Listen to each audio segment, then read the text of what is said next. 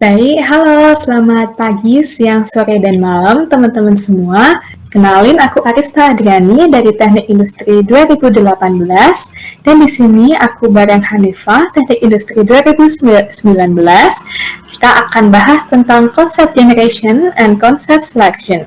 Nah, di sini kita akan bahas secara brief aja, secara singkat. Jadi disaranin banget ya untuk teman-teman baca bukunya Ulrich dan Eppinger di bab 7 dan 8 gitu. Oke, jadi untuk table of contents yang kita bakal bahas hari ini adalah konsep generation, kemudian konsep selection akan dilanjutkan oleh Hanifah. Nah, langsung aja kita masuk ke konsep generation. Oke, jadi secara namanya aja konsep generation gitu ya. Jadi secara literal kita di sini itu akan membuat sebuah konsep.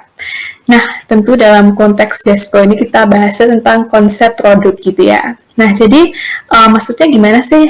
Jadi konsep produk ini itu tujuannya adalah kita memenuhi customer needs melalui 3 hal, yaitu teknologi, bentuk fisik, dan prinsip kerja gitu. Nah, konsep ini tuh penting karena konsep yang baik itu ya bisa aja eksekusinya jelek gitu ya. Tapi kalau konsepnya sendiri udah jelek, itu eksekusinya susah jadi bagus gitu. Nah, makanya konsep ini itu penting. Lalu untuk prosesnya, jadi ini itu pada konsep itu bisa dibilang proses ketiga gitu ya. Jadi kan di materi-materi sebelumnya teman-teman udah customer needs, udah nemuin customer needs, kemudian udah nge-convert customer needs jadi target specifications dengan house of quality gitu ya. Nah, jadi di product concept ini atau concept generation ini kita itu akan menggunakan output-output yang udah teman-teman dapetin dari materi-materi sebelumnya gitu. Oke, langsung aja. Nah, jadi di sini itu ada yang namanya 5-step method. Jadi di konsep generation ini kita akan pakai metode ini, yaitu metode untuk menemukan solusi dari sebuah masalah. Sangat klasik gitu ya. Nah, untuk metode sendiri ada 5. Yang pertama ada clarify the problem, search externally, search internally, explore systematically, dan yang terakhir adalah reflect on the solutions and the process. Nah, ini tulisannya kecil-kecil, tapi jangan khawatir, bisa dilihat di buku, dan kita akan membahas satu persatu. Oke, nah yang pertama ada clarify the problem gitu. Jadi, basically ini teman-teman bakal ngambil output dari materi-materi sebelumnya gitu. Jadi contohnya bagian kiri ini ya, yang bawah, bagian kiri bawah itu, jadi yang pertama kan teman-teman bikin asumsi nih di mission statement. Itu misalnya nih kita membuat produk nailer itu untuk memasang nail gitu ya. Jadi teman-teman buat asumsi, oke, nailer ini akan dipegang gitu. Terus teman-teman cari nih customer needs atau aku singkat CN gitu ya. Nah, itu ternyata customer atau user itu pengennya nailernya itu ringan nih gitu. Terus dari customer needs, teman-teman kan convert nih jadi target specifications atau aku singkat TS gitu ya. Nah, itu teman-teman definisi ini, ringan yang dimaksud adalah kurang dari 4 kilo gitu semisal. Nah, oke, disimpan dulu. Terus kita kan clarify the problem. Jadi basically itu ya karena kita udah tahu kan nih tadi masalahnya, nah kita memahami nih. Dan kalau perlu kita breakdown masalah tersebut menjadi sub masalah atau sub problem gitu ya. Kalau perlu. Nah, jadi di clarify the problem ini itu ada 2 hal gitu ya. Jadi yang pertama itu problem decomposition, di mana ya kita breakdown problem. Jadi semisal seperti gambar yang di bagian kanan itu kan yang atas itu kan dari input ke output gitu ya. Nah, itu tengahnya ada handheld nailer, basically ya produk kita itu. Nah, oke, kita tahu input, kita tahu output, tapi proses di dalamnya itu apa sih, kayak ngapain gitu ya, dari energi kita ya jadi apa gitu. Nah, ini kita breakdown nih, jadi gambar yang bawah yang kotak merah juga, jadi kan tadinya tuh kotaknya kosong gitu atau black box gitu ya. Nah, itu yang bawah kita breakdown lagi nih isinya kira-kira apa aja sih. Nah, semisal nih yang energi itu ada cara nyimpen atau sumbernya dari mana sih, terus juga ada convert energi, terus baru apply ke nail gitu ya. Dan untuk nails seperti yang terlihat juga dan lain-lain gitu. Jadi basically kita decompose atau breakdown gitu. Nah, yang kedua ada focus initial efforts. Jadi kita mau fokus kemana sih? Ini kan ada energi, ada nails atau material, terus ada sinyal gitu ya. Nah, teman-teman pilih aja nih, mau fokus kemana sih? Oke, misalnya mau fokusnya ke energi gitu. Nah jadi kita udah paham masalahnya ini, terus kita mau fokus ke energi. Nah, ini di-keep dulu ya, di-keep. Nah, selanjutnya adalah tadi kan kita udah nemu masalah nih. Nah, sekarang kita giliran nemuin solusi gitu. Caranya adalah ada 2 cara. Jadi yang pertama search externally. Jadi di sini itu teman-teman cari solusi dari luar gitu ya, eksternal. Nah, ada 5 cara. Jadi yang pertama itu adalah interview lead user. Nah, lead user itu apa sih? Lead user adalah pengguna produk yang dia itu udah istilahnya udah setia, pokoknya udah pro lah terhadap produk itu, sehingga dia itu bisa mengidentifikasi kebutuhan-kebutuhan lebih awal daripada mayoritas pasar gitu ya. Jadi mereka itu yang udah sadar duluan, oh harusnya produknya ini ada ininya nih gitu. Padahal orang-orang lain, orang-orang layak umum itu belum sadar gitu. Jadi mereka lead user ini tuh yang terdepan lah istilahnya gitu. Nah, dengan lead user kita itu bisa banget nemuin solusi yang yang bakal dibutuhin di kedepannya gitu. Terus yang kedua ada consult expert. Jadi kita konsultasi ke expert, yaitu orang-orang yang memang udah punya knowledge, udah mendalami produk ini gitu, misalnya produk nailer ini ya. Nah, jadi dengan expert ini kita itu bisa dapat solusi, nggak cuma solusi konsepnya apa gitu ya, tapi expert ini juga bisa ngarahin ke pencarian pada area yang lebih bermanfaat gitu. Jadi semisal tadi kan kita fokusnya ke energi, nah itu udah bener belum ya? Atau mungkin kita harusnya lebih fokus ke yang lain gitu. Nah, dengan expert ini kita bisa lebih tahu. Terus yang ketiga ada search patents, jadi kita cari nih hak paten fitur-fitur atau produk yang udah dipatenkan gitu. Nah, kenapa? Ya biar kita nggak sengaja punya fitur yang sama atau punya produk yang sama gitu, karena kan ya itu bakal melanggar dan ya kita harus berurusan dengan hukum gitu. Nah, jadi kita harus cari dulu nih pertama apa aja sih yang udah dipatenkan gitu, biar kita nggak membuat produk yang sama gitu. Atau nih semisal teman-teman ya pengen pakai mekanisme yang udah punya hak paten, ya nggak apa-apa, tapi teman-teman nanti minta izinnya gitu. Nah, terus yang keempat ada search published literature. Jadi ya basically teman-teman cari di jurnal, makalah, laporan apapun tentang solusi yang udah ada gitu. Terus yang terakhir adalah benchmark related products. Jadi ya kita cari-cari nih nailer secara umum tuh gimana, atau nailer dengan inovasi terbaru tuh kayak gimana gitu-gitu. Jadi benchmark gitu. Oke, terus yang ketiga ada search internally. Jadi kita itu tadi kan externally itu cari dari luar. Maksudnya dari luar itu dari luar tim kita ya. Dan search externally itu dilakukan bukan urutan kayak harus interview user dulu, baru consult expert, itu enggak. Tapi teman-teman bebas pilih salah satu atau beberapa gitu. Sedangkan kalau search internally itu kita itu kayak brainstorm gitu, brainstorm dalam grup, dalam tim. Dan ini tuh dilakukan berurutan. Jadi yang pertama itu secara individual. Jadi setiap individu, setiap tim member itu harus brainstorm sebuah ide atau solusi gitu. Terus baru habis itu kalau udah nemuin solusi masing-masing, itu baru semua tim, maksudnya semua tim member itu kumpul dan bahas, ngumpulin ide-ide mereka dan menyempurnakan konsep gitu. Nah, kenapa sih harus sendiri-sendiri dulu? Karena sama kayak FGD sih, jadi kalau di FGD kan ya mungkin ada orang yang introvert, ada yang lebih suka brainstorm sendirian gitu, dan untuk mencegah untuk mencegah orang yang nggak bisa berkontribusi gitu ya, jadi kalau bisa individual dulu gitu. Dan tentunya karena setiap individu kan juga punya kreativitas yang beda-beda. Oke. Lanjut, ada yang keempat yaitu explore systematically. Jadi ini part atau tahapannya cukup penting. Jadi basically tadi kan kita udah nemu beberapa ide solusi. Nah, tapi kan mungkin masih acak-acak gitu ya, kayak belum teratur. Nah, jadi di sini itu kita mau organize, mau ngatur solusi-solusinya itu.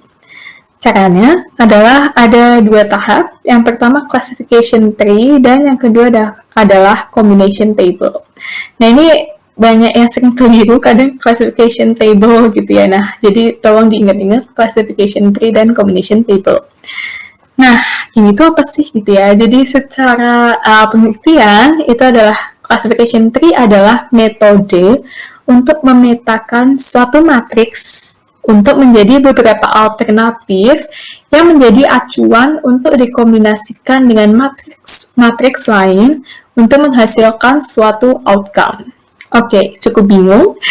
Gak apa-apa, jangan khawatir karena kita akan bahas satu persatu ya, langsung ke contohnya aja. Nah, jadi kita akan bahas classification tree dulu. Jadi, kayak namanya, ini bentuknya kayak pohon, tapi horizontal gitu. Nah, terus tadi kan aku sempat sebut-sebut matriks. Nah, apaan sih matriks tuh? Nah, jadi kalau di contoh ini, jadi yang di tengah itu aku ambil dari buku. Matriksnya adalah yang store or accept energy itu. Jadi yang O tulisannya itu adalah matriks. Nah, terus tadi aku sempat bilang juga matriksnya ini buat menjadi beberapa alternatif. Nah, di sini ada beberapa alternatif. Jadi ini kan konteksnya Naylor tadi. Kita itu matriksnya store or accept energy. Ya, bisa dibilang sumber energinya gitulah ya. Jadi kan kita membuat Naylor. Terus kita mau tahu nih, kira-kira sumber energinya yang tepat tuh apa ya gitu. Nah, terus kita buat daftar semua nih, buat daftar semua energi yang potensial untuk digunakan. Nah, di sini ada chemical, pneumatic, hydraulic, electrical, dan nuclear.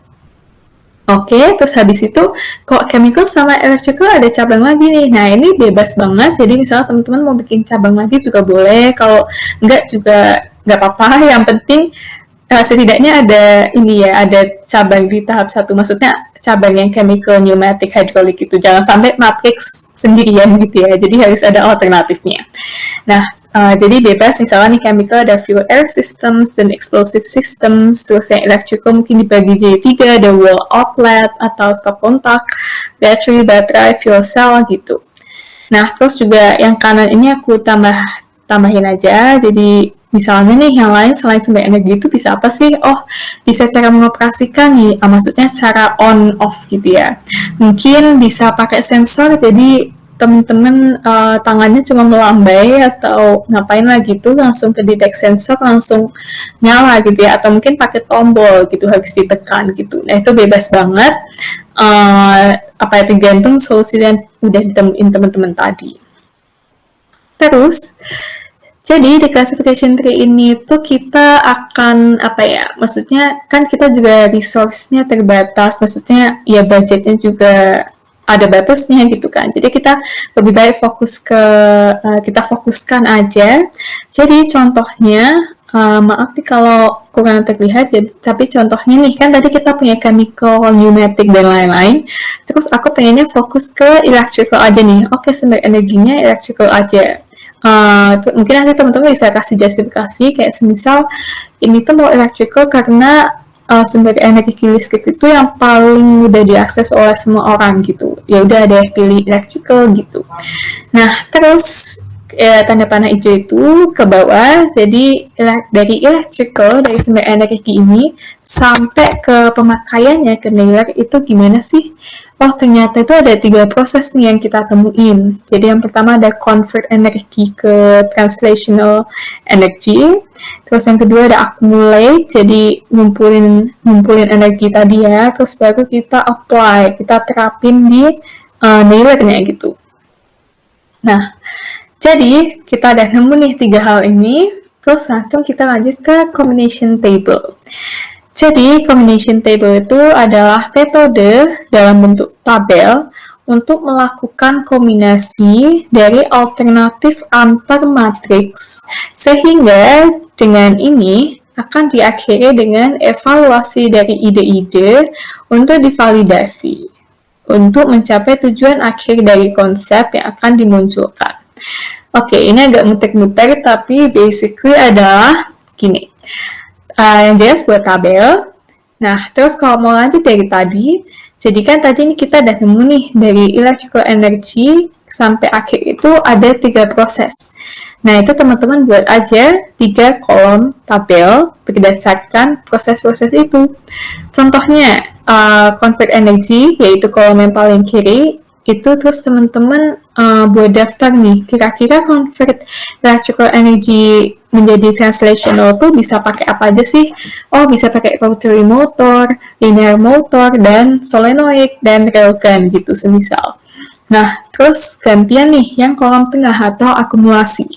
Bisa pakai apa ya? Oh, bisa pakai spring atau gas, moving mass gitu. Nah, terus yang kanan sama juga. Jadi cara apply-nya gimana ya? Oh, bisa pakai single impact, multiple impacts, dan push nail. Jadi ya teman-teman cuman kayak tadi buat pilihan, beberapa pilihan yang bisa dipakai untuk melakukan proses itu gitu. Terus caranya ini adalah yang terasik karena paling gampang. Jadi di sini itu seperti namanya, yaitu combination table. Jadi di sini itu kita buat kombinasi-kombinasi konsep gitu. Jadi kan seperti yang terlihat di sini, teman-teman udah ada beberapa pilihan di tiap kolom. Terus teman-teman tinggal pilih aja gitu. Jadi misalnya nih yang convert teman-teman pilih solenoid deh. Terus yang accumulate coba deh pakai spring. Terus yang apply coba deh pakai multiple impacts. Nah, terus setelah teman-teman punya kombinasi ini, teman-teman bikin produknya, produk 3D-nya gitu ya, konsepnya maksudnya. Jadinya kayak gambar di sebelah kanan gitu. Nah, buat kombinasi emang cuma satu aja. Nah, enggak dong nih teman-teman, bisa banget buat sampai pol, sampai semua kombinasi dipakai tuh bisa banget gitu. Cuman ya ini apakah teman-teman punya waktu dan mau bandingin semua kombinasi itu? Nah, itu akan terjadi teman-teman gitu. Nah, contohnya nih, contoh kedua, yaitu yang tanda panah oranye. Jadi, semisal tadi kan teman-teman udah pakai solenoid nih. Oke deh, coba pakai rotary motor. Terus tetap pakai spring, terus coba single impact. Nah, nanti akan menghasilkan gambarnya di pojok kanan gitu. Nah, nanti akan banyak tanda panah dengan warna-warni gitu ya. Jadi, teman-teman dibebasin banget. Boleh linear motor, spring, push nail, atau apapun tuh bebas gitu. Nah, udah sih gitu aja. Jadi untuk classification tree dan combination table ini memang mungkin pengertiannya agak susah dipahami, tapi intinya adalah tadi di classification tree itu teman-teman udah nentuin matriks-matriksnya yang mau dibahas, misal tadi ke energi dan cara mengoperasikan, kemudian teman-teman buat list, daftar alternatif yang bisa dipakai, misalnya tadi ada chemical, electrical, kemudian mungkin kalau teman-teman mau lebih fokus, ya udah ke electrical aja gitu. Nah, terus kan omong-omong kita baru ngomongin yang energi. Nah, terus saya cara mengoperasikan gimana? Nah, itu silahkan banget ditambah aja gitu, ditambah di kolom lainnya. Nah, mungkin di sini teman-teman bingung, kenapa yang electrical itu di breakdown jadi 3 proses, sedangkan cara mengoperasikan enggak. Nah, ini sebenarnya bebas aja sih teman-teman. Jadi misalnya teman-teman mau nge-breakdown lagi juga boleh. Kayak misal tadi electrical kan di breakdown lagi ya, jadi convert, accumulate, dan apply. Sedangkan ya cara mengoperasikan misalnya aku merasa ya udah nggak bisa di breakdown lagi gitu kan. Ya udah deh, langsung aja. Terus di bawahnya ditulis tombol sensor seperti yang udah ditulis di classification tree. Nah, terus caranya udah deh tinggal kombinasi aja, tinggal lanjutin tanda panahnya gitu. Oke, gitu aja deh classification tree dan combination table. Semoga paham. Nah, ini akhirnya udah sampai yang terakhir, tapi ini baru sampai concept generation. Jadi ini yang kelima adalah reflect on the solutions and the process. Jadi sebenarnya itu di real life gitu ya, itu concept generation itu nggak cuma dilakukan sekali, tapi iteratif, jadi berkali-kali.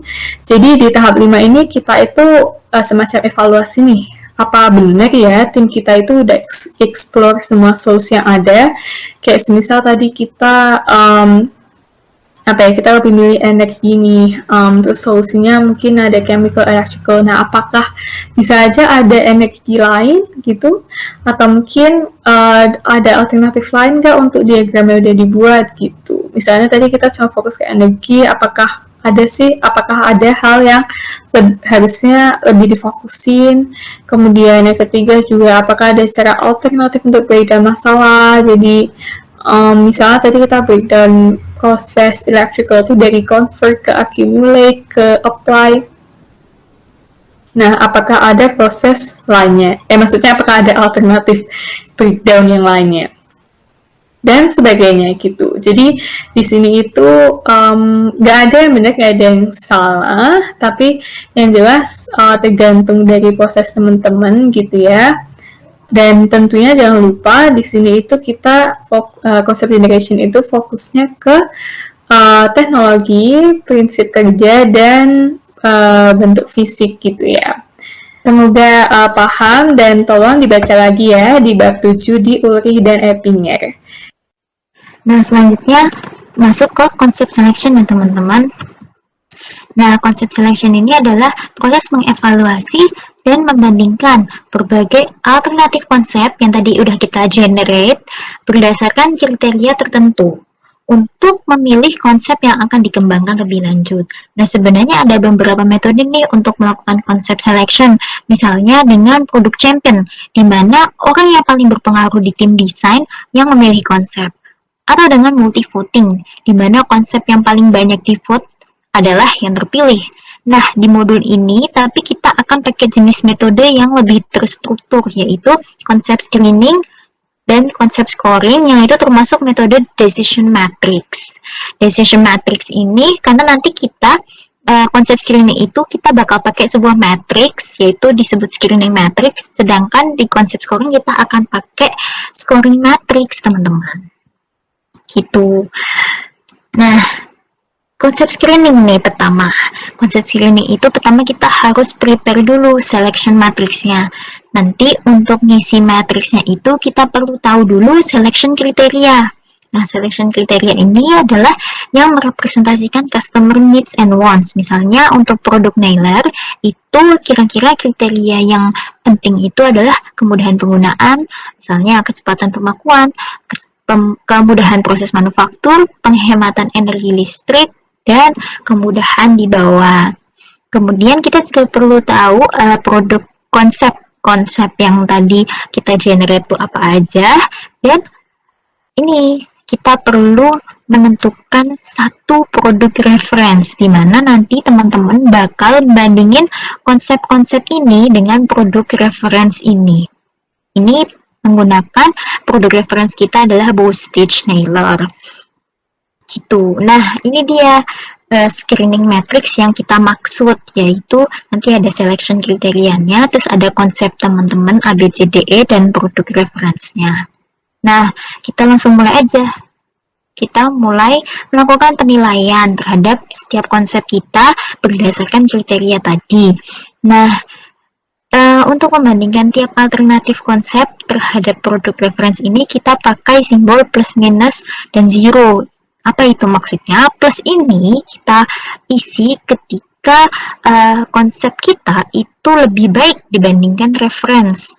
Misalnya nih, dari sisi kemudahan penggunaan, konsep kita yang A itu lebih baik, lebih mudah digunakan daripada produk reference kita. Terus kita isi minus, itu kalau konsep kita lebih buruk dibandingkan produk reference. Misalnya ini minus karena konsep A ini kecepatan pemakuannya lebih rendah gitu dari produk reference. Nah, terus nol itu maknanya sama gitu teman-teman. Misalnya ini konsep A itu save energinya tuh ya sama kira-kira dengan produk reference ya ditulis 0. Nah habis itu ntar kita total jumlah plus 1, 2, 3 untuk masing-masing konsep ya. Ini ada 3, terus sum of zero-nya 1 dan sum of negatifnya itu kan 1 gitu. Untuk konsep-konsep lainnya juga. Nah, terus kita ranking nih. Kita ranking dengan kita total dulu net score-nya. Sebenarnya ini sama aja kayak selisih sum of plus sama sum of minus. Karena 0 kan nggak dianggap ya, nggak ada skornya. Jadi ini 3 minus 1, itu 2. Terus ini jadinya ternyata konsep A sama B itu skornya sama-sama 2. Terus kita untuk yang net skornya sama, rankingnya kita tulis sama aja. Jadi ini 1 dan 1. Terus ini kita berarti konsep kedua yang D itu 3 ya teman-teman. Ini salah tulis, harusnya ini kan 1 2 karena sama-sama nilai net skornya, berarti kita anggap 1 terus ini 3 dan terus konsep ke E itu 0 kan, berarti rankingnya 4 dan ini konsep ke C itu negatif 1 paling rendah sendiri, berarti rankingnya 6 gitu. Nah terus kita select deh, karena kita di sini ambil 3 aja dari 5, berarti yang kita pilih lanjut ke konsep scoring adalah konsep A, B, dan D gitu. Oke. Nah, ini dia. Kita lanjut ke stage konsep scoring. Kita prepare dulu nih matrisnya kayak tadi. Nah, sebenarnya mirip ya teman-teman, cuman bedanya kalau konsep scoring ini dia punya yang namanya weight atau pembobotan gitu. Berapa persen? Untuk tahu apa? Untuk kayak kita bisa bandingin antar kriteria itu yang mana yang lebih penting. Misalnya kecepatan pemakuan. Kita anggap ini kriteria yang menurut kita penting, maka kita beri bobot dia yang paling besar nih 30%. Terus kemudian penggunaan juga penting nih, maka kita kasih bobot 25% dan seterusnya kita urutkan. Nah yang paling tidak penting mungkin kemudahan di bawah, jadi kita kasih bobot 10%. Nah terus kita rating nih. Nah untuk ratingnya itu kita isi nih ya, ratingnya kita isi angka 1 sampai 5. Nah, sebenarnya apa itu? 1 itu berarti produk tadi, konsep A itu sangat kurang dibanding produk reference, sangat lebih buruk gitulah. Terus 2 itu kalau kurang aja gitu dibanding produk reference. 3 itu kalau sama, misalnya tadi penghematan energi listrik sama kan. Terus 4 itu kalau lebih dibanding produk reference, dan 5 itu kalau sangat lebih dibanding produk reference. Nah ini 5 ya, berarti konsep D itu sangat lebih mudah dibawa daripada produk reference kita tadi. Terus misalnya ini kecepatan pemakuannya 2. Berarti konsep A itu tidak secepat produk reference, tapi ya enggak parah-parah banget gitu, jadi masih 2 bukan 1 gitu. Nah terus udah kita rating nih, kita hitung weighted score. Jadi weighted score itu adalah weight dikali rating ya teman-teman.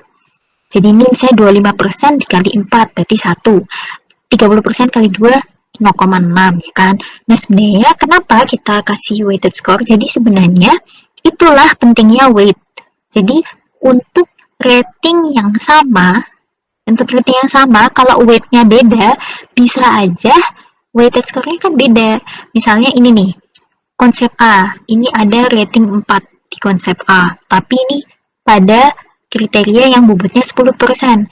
Di sisi lain di konsep B itu ada yang ratingnya 4, tapi ini tuh bobotnya besar gitu. Ya kan 30%, jadinya weighted score-nya 1,2, sedangkan ini cuma nambah weighted score 0,4, padahal sama-sama ratingnya 4, cuman karena bobotnya dia ini besar, jadinya weighted score-nya ngaruhnya besar juga 1,2. Nah terus kalau udah kita rating nih, kita ranking dengan cara kita total dulu weighted score-nya, kita total Jadinya ini 3,25, ini 3,6, 3,2, dan kita ranking yang mana yang weighted score-nya totalnya paling besar. Ternyata yang konsep B, ya kan? Karena mungkin dia tadi ya menangnya banyak tuh di sini, di mana bobotnya ini paling besar dan dia ratingnya 4 gitu. Dan selanjutnya ranking 2 itu konsep A dan ranking 3 itu konsep konsep D maksud saya. Nah, terus kita kan milihnya satu aja, berarti yang terbaik adalah tadi yang rankingnya 1 yang kita pilih. Berarti konsep B adalah konsep yang terpilih. Gitu teman-teman. Selanjutnya juga dievaluasi, mungkin bisa di reflect lagi prosesnya apakah sudah benar semua atau belum. Kalau sudah, oke, berarti konsep terpilih kita adalah yang ini. Gitu. Mungkin itu aja dari kita ya teman-teman. Selanjutnya mungkin teman-teman bisa sambil baca textbook Ulrich itu supaya lebih jelas lagi dan lebih pemahamannya lebih lengkap lagi. Mungkin sekian dari kami, kurang lebihnya mohon maaf.